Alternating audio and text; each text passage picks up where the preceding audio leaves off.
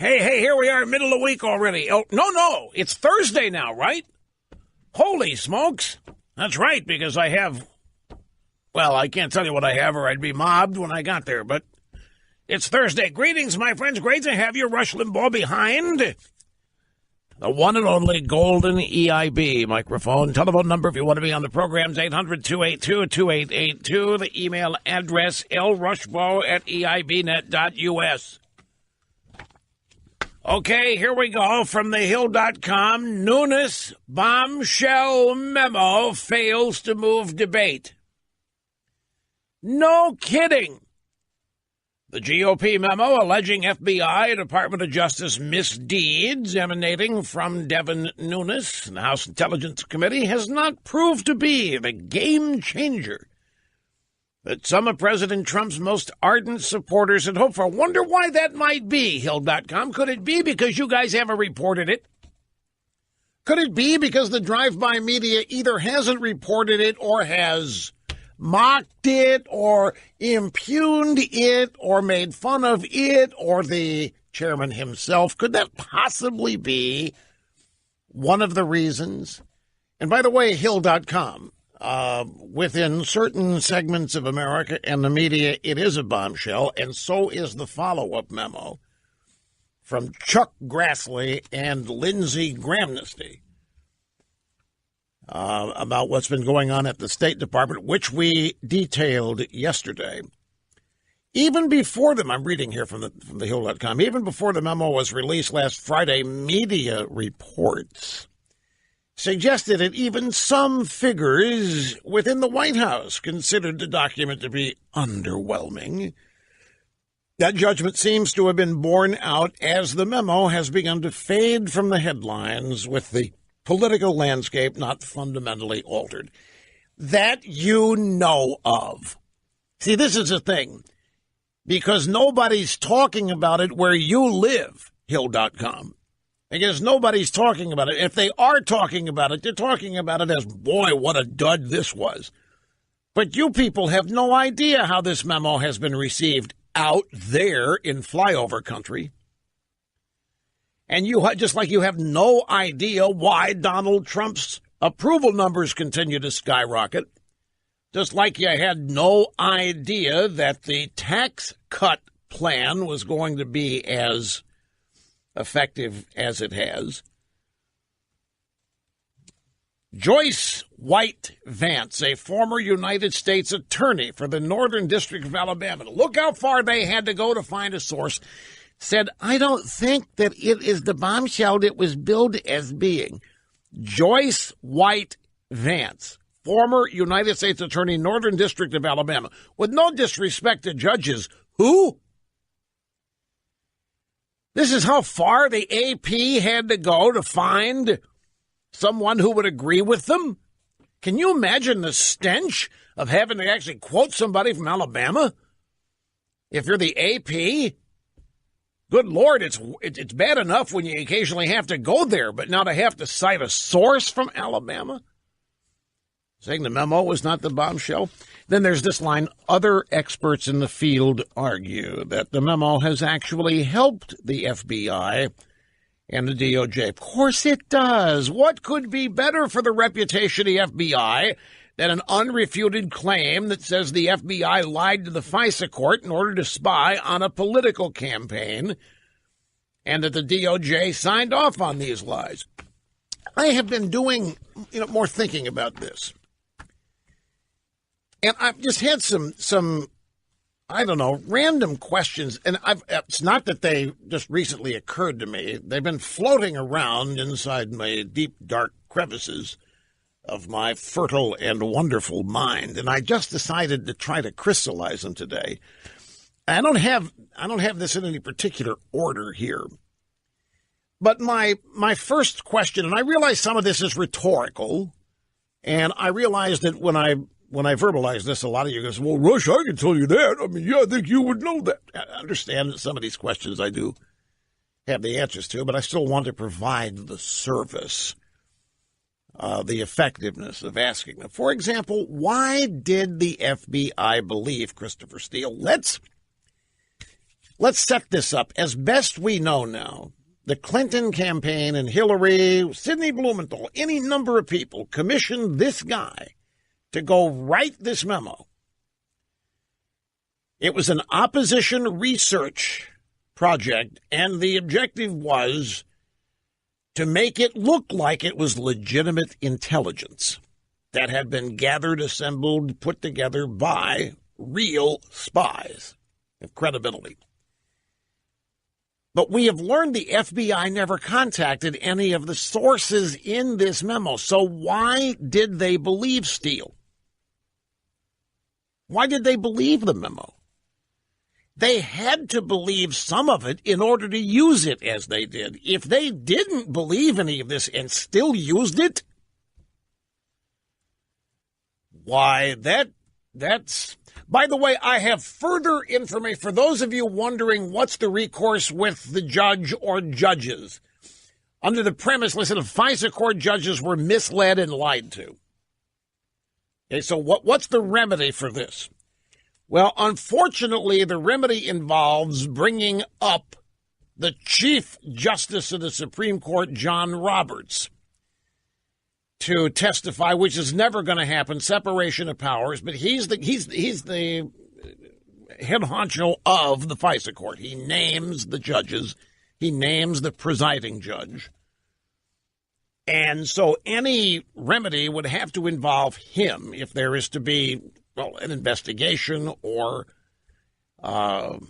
any other aspect of this. Did the judges know that they were being lied to? Were the judges in on it? Any attempt to answer those questions, I'm told, involves the Supreme Court Chief Justice, which is unlikely to happen, which means that these will remain questions that are unanswered.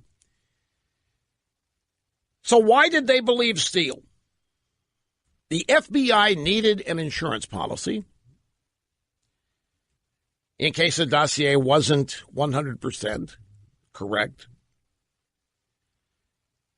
I think they believed the Steele memo because in their minds, the FBI, Trump was unfit. It was their job to stop him. I don't think there's any question that that is what motivated all of this.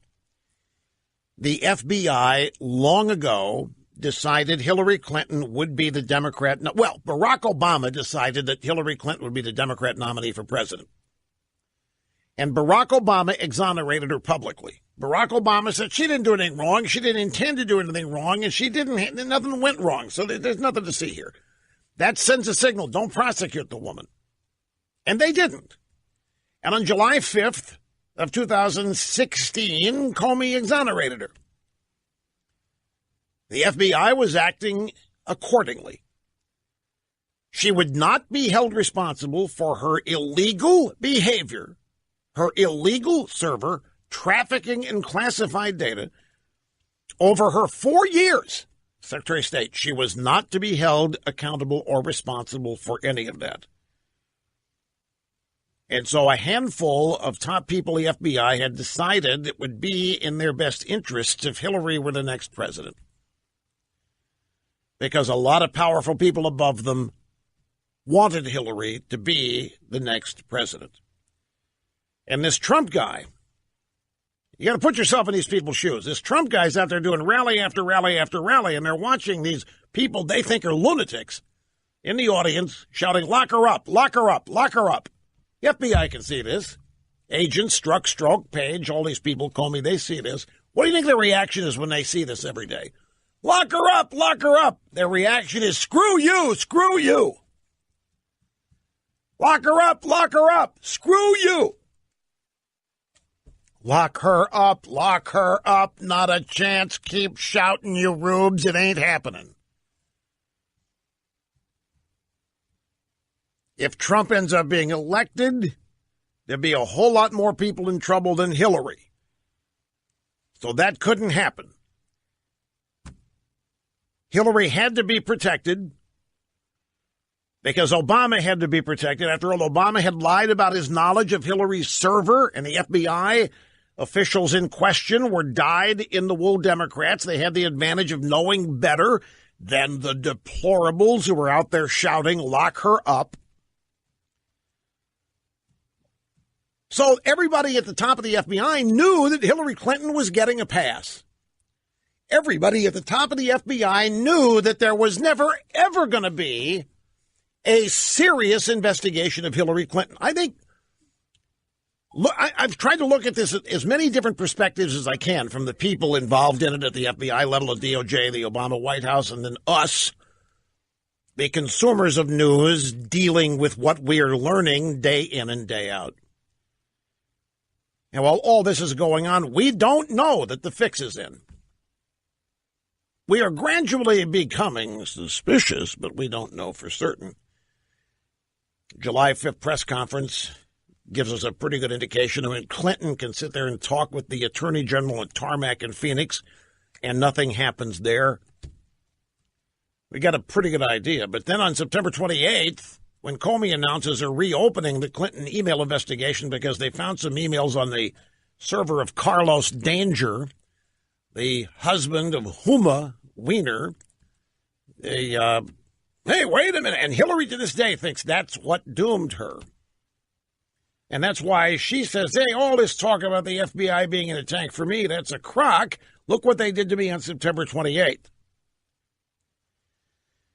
Anyway, the Steele memo gave them an excuse to help dig up better dirt using the FISA court to use either to disqualify Trump or to do great damage if he happened to be elected. Now, I would love to know also the terms of the original agreement for the compilation of the so-called dossier with Fusion, GPS, and Steele. Meaning, I'd like to know how it happened. Who called who discussed money, and who told Fusion, GPS, and Steele what they wanted. Now, we know this came from Hillary's campaign and the DNC. I want to know what the phone call is. They call Fusion, GPS, and they say, look, we need to create a document here. It looks like intelligence. Do you know anybody that could do this, and what would they charge us? Did Hillary and the DNC then spell out the kind of stuff they wanted?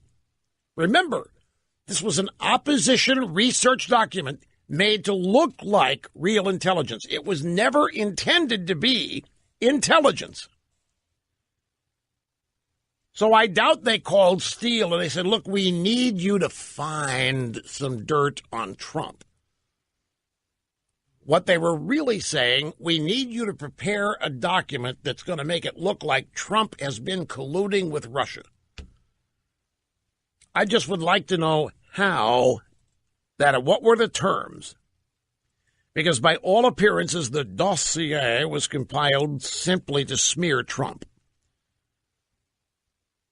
As if the task was to take out Trump by any means possible. It wasn't research, it was slander. Easily researched and rejected slander, like Harry Reid slander of Mitt Romney. He hadn't paid his taxes for 10 years. Like Ted Kennedy's repeated multiple slanders of Robert Bork. Like the repeated slanders of Clarence Thomas. This was just a continuation of all of that. But how do they order it? What were the terms of the original agreement between Hillary, Fusion, GPS, and Steele? And will we ever find any documents related to that? The dossier was not a one-off. It was not a hit and run dirty trick. It was as if everything depended on the dossier being used. They had to get it created, then they had to find a way to get it thrown into the mix as intelligence. And that's where Obama officials and James Comey extended the hand of welcome and say, hand it to us, we'll take care of it. We'll use it as the basis of an investigation into Trump. Well, who originally planned for that to happen? Did that just happen on its own, or is this part of some grand scheme? All designed to make it look like this is what happens when real intel is being gathered. We know there was no attempt to verify Steele's information by Fusion or the Clinton campaign. The FBI never made one effort to talk to any of the sources in the dossier. It ended up being used as if it was assembled exactly as directed. For example, look, this thing is dead wrong. Has Hillary or Fusion sued Steele for giving them bad data?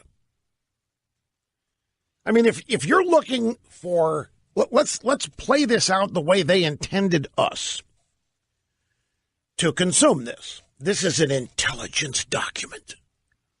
This is the result of real investigation and intelligence gathering worldwide, some of the finest agents and finest sources, and we're going to put this together and we're going to prove that Trump's been colluding with Russia. And then they are presented with the dossier. And guess what? Not a word in it is true. And you've just paid $10 million for it. Wouldn't you be mad? Wouldn't you want your money back? I'm playing the game by their rules. I have commissioned an intelligence document. I want the dirt on Trump colluding with Russia. And what I got was that stupid dossier that none of it can be verified. I've paid $10 million for this. Where is the anger? Where are the lawsuits at Fusion GPS and Steele for not doing their job? Well, of course, there aren't any lawsuits because Fusion and Steele did their jobs. They produced a phony intelligence document that was nothing more than opposition research right out of the Clinton playbook, made up. The reason they haven't been sued, the reason they haven't been criticized is because they produced exactly what was asked for. And that's what I would like to see evidence of.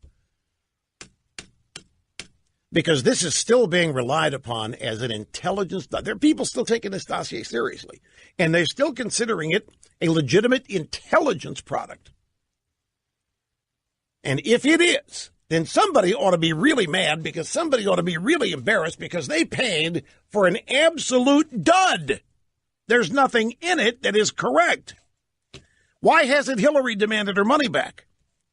Why hasn't she sued Fusion GPS? Steele's work product was not opposition research. It looks more like something compiled for the express purpose of smearing Clinton's opponent. There's no research here at all. Have to take a break. I just saw the clock. We run out of time too often here. Okay, for example here, Hillary Clinton. Why is she not outraged at GPS and Christopher Steele for shoddy work? Why aren't the FISA judges angry over being misled? Why aren't Obama, James Comey, Loretta Lynch outraged over learning FISA judges were deceived? Why isn't Obama mad after seeing texts from top FBI officials revealing shocking bias and prejudice? Because there isn't any outrage because the memo or the dossier worked exactly as it was designed. It's been in existence in the public domain for a year, and it was used as the basis of an investigation into Trump that is still going on with a special counsel over whether or not he tampered with the Russians to affect the outcome of the election. That's why they're not angry. If this thing were legitimate as they've presented it to us, everybody'd be outraged because it's such a shoddy piece of work. But they're not outraged because this thing did exactly what it was intended to do. And this is why the Nunes memo is crucially important in exposing all of this. I'll take a brief break and be right back. Do not go away.